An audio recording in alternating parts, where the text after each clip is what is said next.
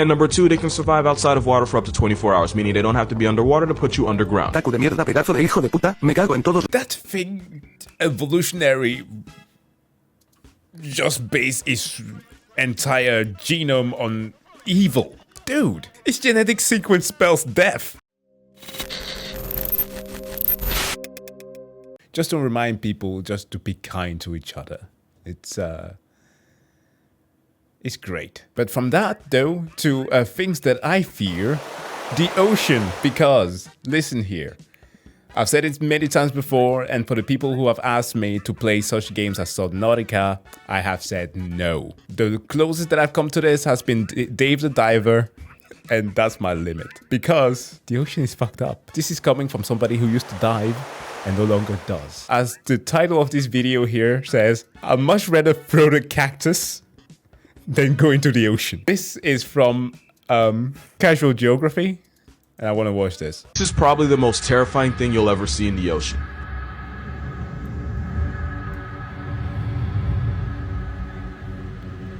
That thing is actually a big fin squid and it's believed to grow up to 26 feet long. Scientists believe they hunt by dragging those freakish arms across the ocean floor, snatching up anything unlucky enough to accidentally brush up against it. But by far the scariest thing about this hell squid, we know almost nothing about it. We don't know how they mate, how they live. All we know for sure is that you can find them at the very bottom of the ocean at depths of up to 15,000 feet, which is more than half the height of Mount Everest. Here's the part that personally freaks me out. Every big fin ever caught was a juvenile, and since no adults have ever been captured, it's possible they can be even bigger than we thought. That's a baby?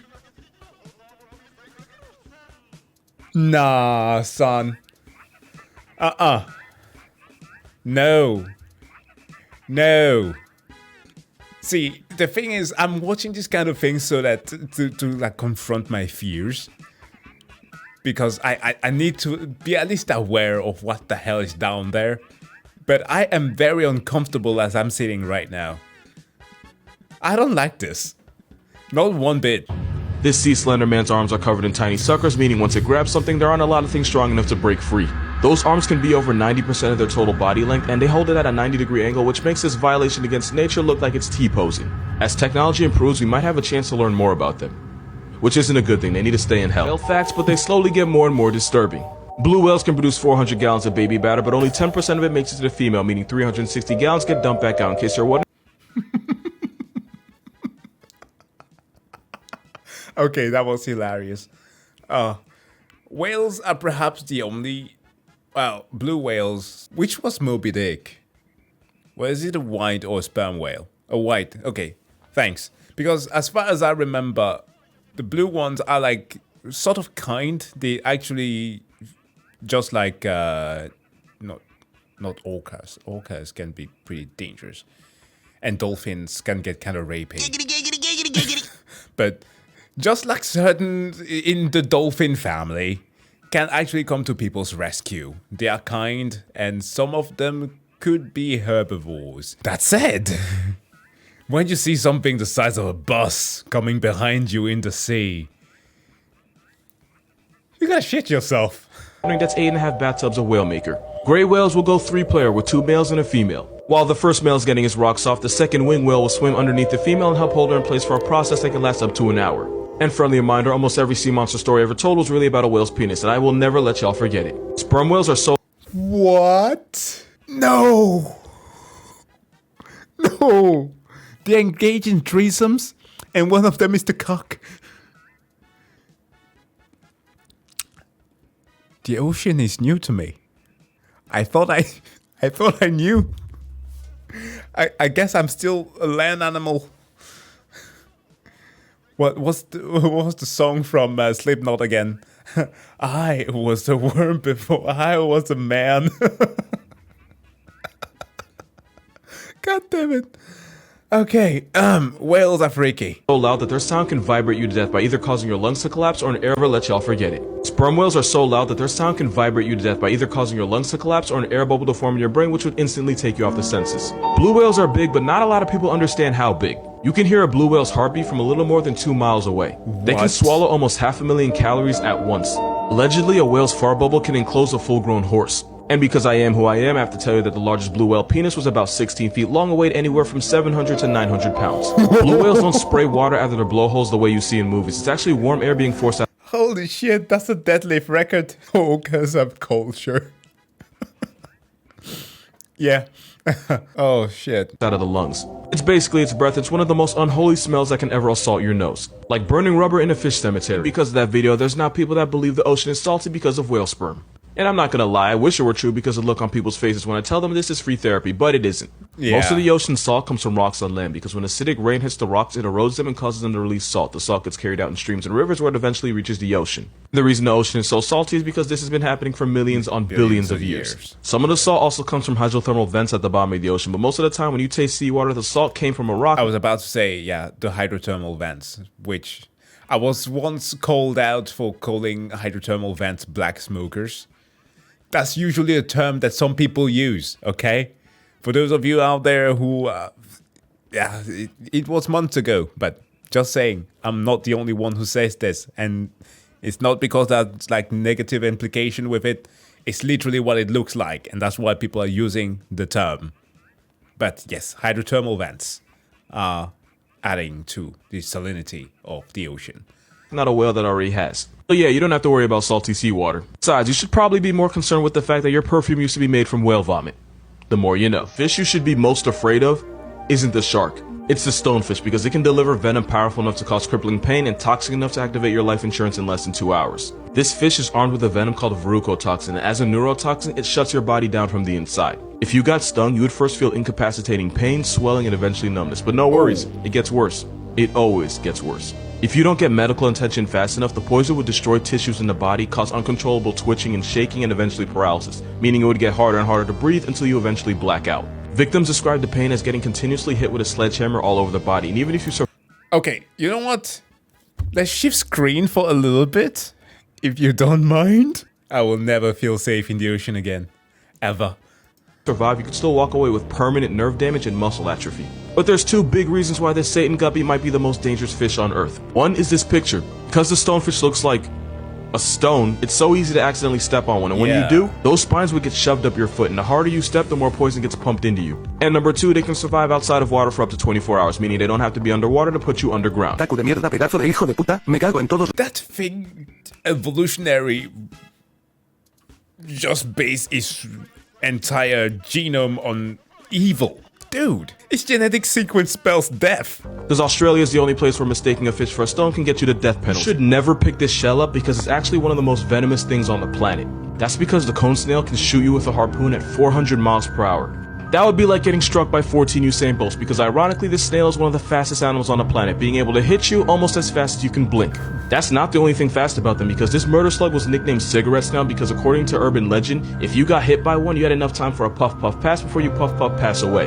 If you got stung, you would immediately feel extreme pain, swelling, numbness, and vomiting. But don't worry, it gets worse. It would escalate to muscle paralysis, double vision, and difficulty breathing. And once you get to that point, you can go ahead and start printing out shirts because you finna be on one. And even though the cigarette thing was an exaggeration, it could take only 5 to 8 hours for them to connect you to God's Wi-Fi. Now the problem with these snails is that they use venom to paralyze unlucky prey, and they'll even put them to sleep with a toxin that's 1,000 times more powerful than morphine, which works on fish and stupid people that pick them up. But they don't just use one though, like Tyson, they be on them combos. They can have 50 different toxins in their venom, which is why there is no antidote. The only cure is to try not to die and become a snail. What?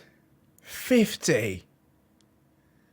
Oh, shoot.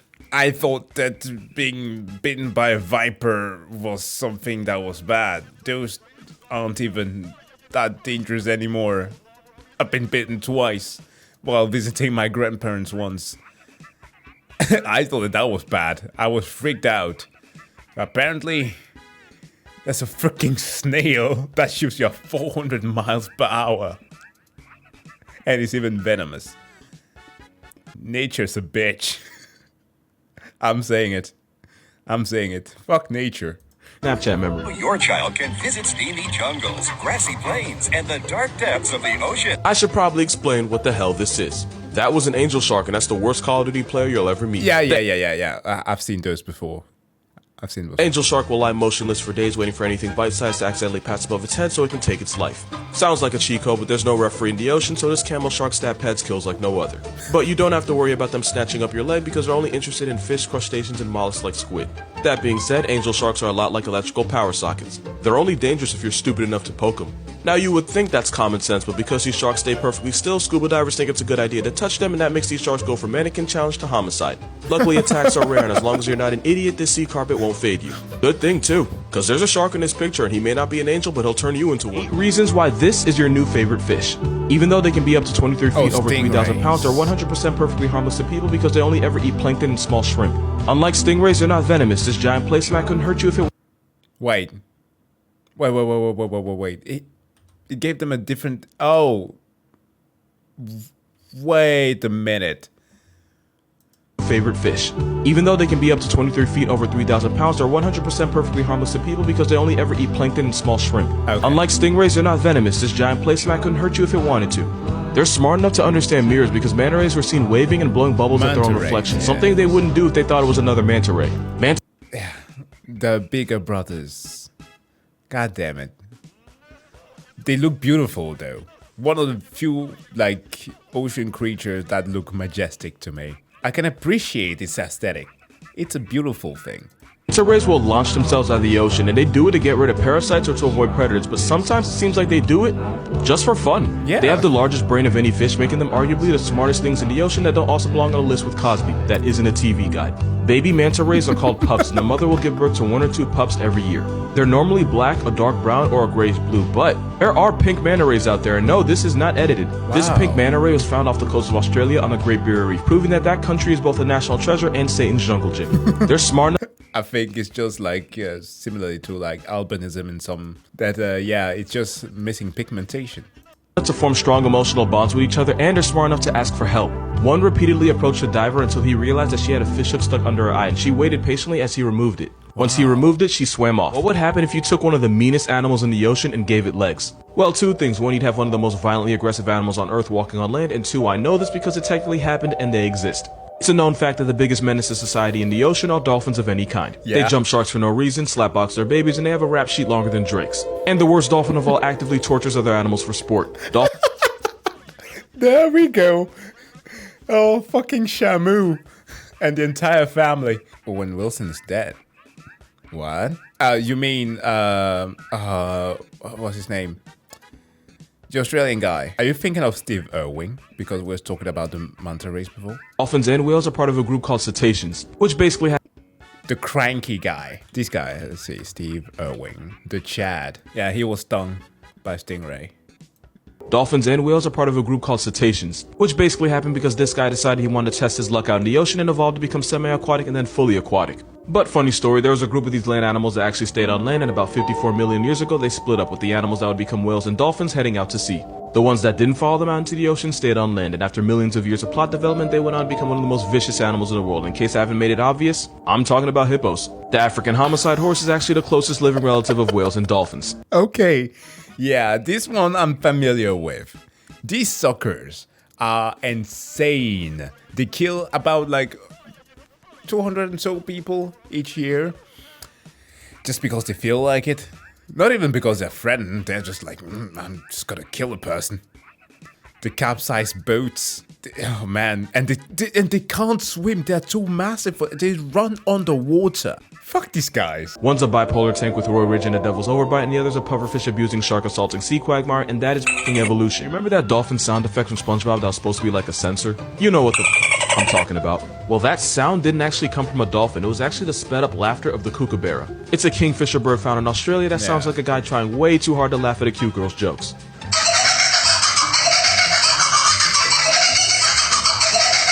You may not be able to hear it, but when you double the playback speed, you can hear the sound that cartoons made you swear was a dolphin.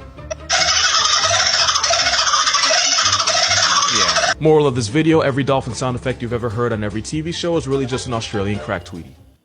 Wow. Stupid people goes viral. Don't want to watch that. It makes me lose my faith in humanity.